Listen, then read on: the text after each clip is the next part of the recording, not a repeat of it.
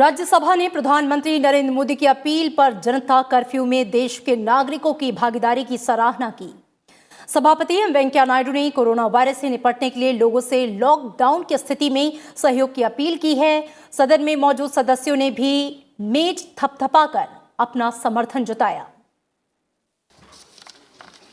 Honorable members, it is expected of this August House to take note of major national issues and related developments and place on record its views on the same for record and for posterity. The panic outbreak of the dreaded coronavirus across the globe and the efforts being made to contain its spread is a major contemporary issue which the House needs to take note of. The efforts of the central and state governments and the people of our country are particularly noteworthy. Yesterday was a super Sunday for our country.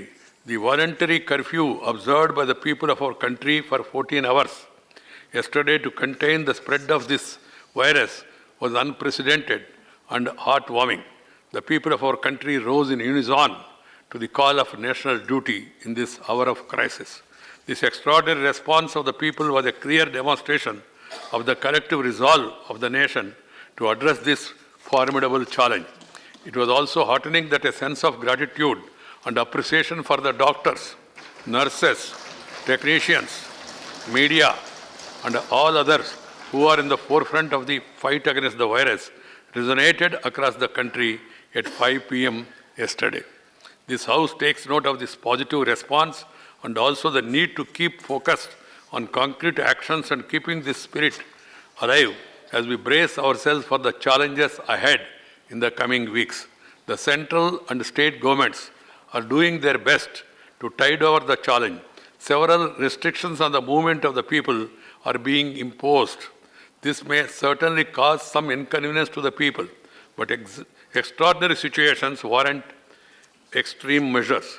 It is important that we are agile and proactive, that we are responsible and responsive. It is critical that we respect the directions and follow them scrupulously. This House urges the people to bear with such restrictions and cooperate as they had done yesterday.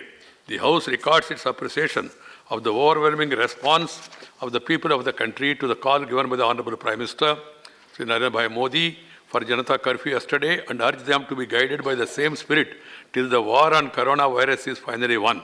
The House also appreciates the central and state governments, various agencies, for their timely and effective interventions. This House also expressed the hope that collectively we shall overcome this huge challenge in the coming weeks. Honorable members may convey their feelings and appreciation of all concerned by thumping the dust, showing our solidarity. Lok Sabha में भी जनता curfew में लोगों की भागीदारी की सराहना की गई और सांसदों ने सदन में खड़े होकर ताली बजाई और इस वायरस से निपटने में जुड़े स्वास्थ्य कर्मियों और डॉक्टरों का हौसला बढ़ाया। लोकसभा अध्यक्ष ने सदस्यों से भी कोरोना वायरस से निपटने में लोगों को जागरूक करने और सहयोग की सलाह दी। एक मिनट, माननीय सदस्यगण, कल का एक ऐसा स्मरणीय दिन था जब देश में न कोई राजनीतिक मतभेद था, न कोई मत भिन्नता थी, न कोई पंथ, न कोई संप्रदाय, न कोई अमीर था, न कोई गरीब था। सारा हिंदुस्तान एक था। कल शाम को 5 बजे हम सबने जो देखा वो भारत की आत्मा थी। माननीय प्रधानमंत्री जी के प्रेरक प्रयासों से संपूर्ण देश एकजुट था। उनके आह्वान पर ये देश इस महामारी से निपटने के लिए एकजुट दिखा। संपूर्ण देश ने सभी डॉक्टरों, नर्सों, स्वास्थ्य कर्मी, सफाई कर्मियों, एयरपोर्ट के कर्मचारियों, पुलिस कर्मियों, मीडिया ने जिस तरीके की सेवाएं प्रदान की, उसके लिए हम सब उनका अभिवादन करते हैं। हमने ये भी देखा कि माननीय राष्ट्रपति जी हैं, उपराष्ट्रपति जी ने ताली बजा के कृतज्ञता व्यक्त की। हमारे सदन के नेता, कांग्रेस सदन के नेता अधीर रंजन जी की पुत्री हो, चाहे छोटे छोटे बच्चे हों, चाहे नवीन पटनायक जी मुख्यमंत्री हों, चाहे शरद पवार जी हों, चाहे उद्धव ठाकरे जी, कई राज्य के मुख्यमंत्रियों ने तालियां बजाकर और इस प्रयासों की सभी लोगों ने उन महान कर्मियों के लिए सम्मानित होने के लिए आभार व्यक्त किया। मैं चाहूंगा कि सदन एक बार खड़ा होकर तालियां बजाकर उनका अभिवादन करे।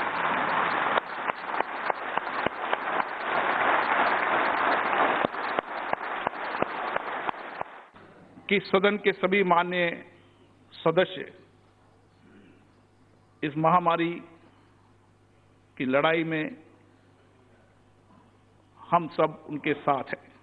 मैं ये भी आग्रह करना चाहता हूं, हम सब यहां से अपने अपने क्षेत्र में जा रहे हैं, हमें ऐसे प्रयास करना चाहिए कि सब केंद्र और राज्य सरकार, जिला परिषद प्रशासन के कानूनों को अक्षरशः पालन करें, स्वयं अनुशासित होकर हम पालन करें और इन नियमों को कठोरता पालन करने में जनता का सहयोग भी करें, क्योंकि इस महामारी को रोकने का एकमात्र उपाय सोशल डिस्टेंसिंग बनाना है।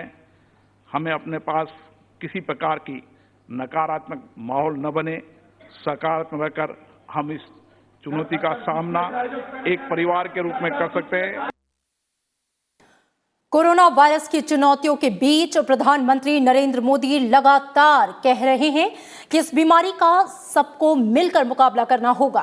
प्रधानमंत्री लगातार कोविड-19 की चुनौतियों से निपटने के लिए संवाद भी कर रहे हैं और इसी कड़ी में आज प्रधानमंत्री मोदी ने मीडिया प्रतिनिधियों से संवाद किया।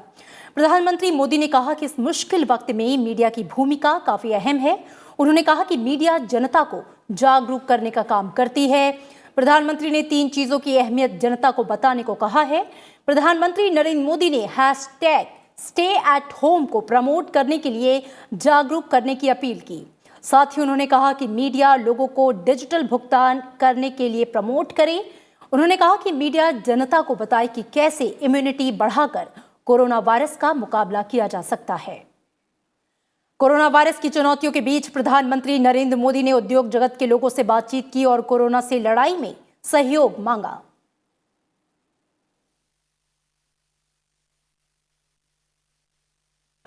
प्रधानमंत्री नरेंद्र मोदी ने सार्क देशों में कोरोना वायरस महामारी की रोकथाम के लिए बनाए गए कोविड-19 आपातकालीन कोष में योगदान के लिए आभार जताया। उन्होंने ट्वीट कर बांग्लादेश, श्रीलंका और अफगानिस्तान को धन्यवाद दिया। इससे पहले प्रधानमंत्री ने इस कोष में योगदान के लिए भूटान और नेपाल का भी शुक्रिया अदा किया। नरेंद्र मोदी ने 15 मार्च को दक्षिण एशियाई क्षेत्रीय सहयोग संगठन देशों के नेताओं और प्रतिनिधियों को संबोधित करते हुए कोविड-19 का मुकाबला करने के लिए आपातकालीन कोष का प्रस्ताव रखा था। कोरोना वायरस के बढ़ते मामलों को देखते हुए देश के 19 राज्यों और केंद्र शासित प्रदेश में पूरी तरह से लॉकडाउन लागू कर दिया गया है। इसके अलावा 6 राज्यों और केंद्र शासित प्रदेशों के कुछ हिस्सों में भी लॉकडाउन की स्थिति जारी है। केंद्रीय स्वास्थ्य मंत्रालय के सचिव ने ये जानकारी दी है। भारत में कोरोना वायरस से होने वाले कोविड-19 रोग से पीड़ित अब तक कुल 433 मामले सामने आ चुके हैं, जिनमें से 7 लोगों की मौत हो चुकी है। 23 लोग कोरोना के संक्रमण से मुक्त हो चुके हैं, ठीक हो चुके हैं। अभी देश भर में एक्टिव केसों की बात करें तो ये संख्या 402 है। कोरोना वायरस के खिलाफ जंग में लगातार केंद्र सरकार और राज्य सरकार मिलकर काम कर रही हैं। हरियाणा ने कोरोना वायरस को फैलने से रोकने के लिए शेष 15 जिलों में भी 24 मार्च से 31 मार्च तक लॉकडाउन लागू किया है। तमिलनाडु में भी 24 मार्च शाम 6 बजे से 31 मार्च तक धारा 144 की घोषणा की गई। बिहार में कोरोना वायरस के चलते लॉकडाउन लागू किया गया है। ये लॉकडाउन 31 मार्च तक चलेगा। हिमाचल प्रदेश में भी लॉकडाउन की घोषणा की गई है। कोरोना वायरस के बढ़ते मामलों के बीच पंजाब और महाराष्ट्र ने कर्फ्यू लागू किया है।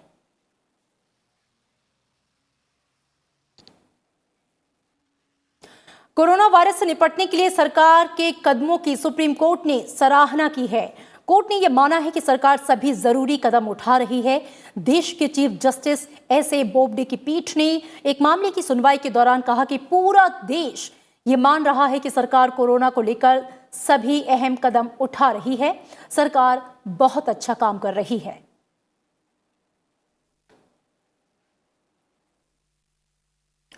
कोरोना वायरस के खतरे को देखते हुए दिल्ली हाई कोर्ट ने सोमवार को एक बड़ा फैसला लिया। दिल्ली हाई कोर्ट के अलावा दिल्ली की सभी जिला अदालतों को 4 अप्रैल तक के लिए बंद रखने के दिशा निर्देश जारी किए गए। दिल्ली हाई कोर्ट में कई मामलों की सुनवाई हर रोज होती है। ऐसे में आने वाले लोगों की संख्या भी हजारों में होती है। इसी भीड़ को कोर्ट आने से रोकने के लिए फिलहाल हाई कोर्ट ने 4 अप्रैल तक के लिए कार्यवाही को स्थगित कर दिया। दिल्ली की सभी जिला अदालतों, Patiala house court, Rohini court, Dwarka court, Karkardooma court, Saket court और 30 हजारी कोर्ट में भी 4 अप्रैल तक के लिए कोर्ट की कार्यवाही को स्थगित कर दिया गया है। कोरोना वायरस के खतरे से निपटने के लिए सरकार लगातार बड़े और अहम कदम उठा रही है। सरकार ने ट्रेन और मेट्रो सेवाओं को पहले ही बंद कर दिया था। अब इसके बाद देश में सभी कमर्शियल उड़ानें 24 मार्च मध्यरात्रि से बंद होंगी। हालांकि कार्गो विमान सेवा जारी रहेगी।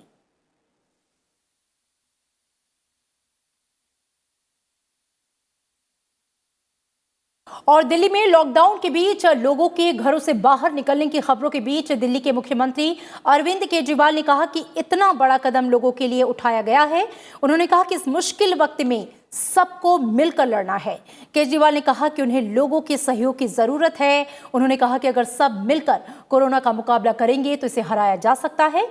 उन्होंने कहा कि अगर किसी ने लॉकडाउन का पालन नहीं किया तो उनके साथ सख्ती बरती जाएगी।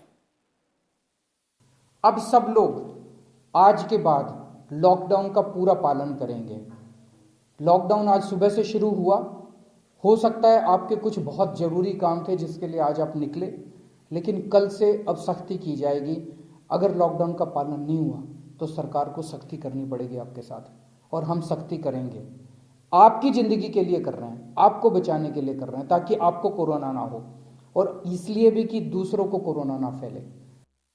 और दुनिया भर में कोरोना वायरस से मरने वालों का जो आंकड़ा है वो 15,000 के पार हो गया, जिससे यूरोपियन देशों में सबसे ज्यादा 9,197 लोगों की मौत कोरोना के संक्रमण के चलते हुई।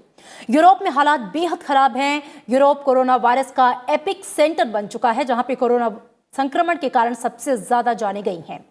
कोरोना संक्रमण की मार इटली में सबसे ज्यादा पड़ी है। इटली में कोरोना वायरस के संक्रमण में सबसे ज्यादा 5,476 मौतें हुई। इटली में रविवार को 651 और कोरोना संक्रमितों की मौत हो गई। इसके साथ ही कोरोना वायरस संक्रमण से मौत के मामले में इटली दुनिया में करीब 5500 मौतों के साथ सबसे ऊपर है। हालांकि इटली में कोरोना वायरस संक्रमण से शनिवार को हुई 793 मौतों के मुकाबले रविवार को कम लोगों की जान गई। वहीं कुल संक्रमितों का जो आंकड़ा है वो 10.4% बढ़कर 59,138 तक पहुंच गया है। चीन का स्थान दूसरे नंबर पर है, जहां पर कोरोना वायरस के संक्रमण का मामला सबसे पहले पूरी दुनिया में सामने आया था। चीन में फिलहाल अब तक 3,270 जानें जा चुकी हैं। चीन में संक्रमित लोगों की बात करें तो फिलहाल जो संख्या है वो 81,093 है।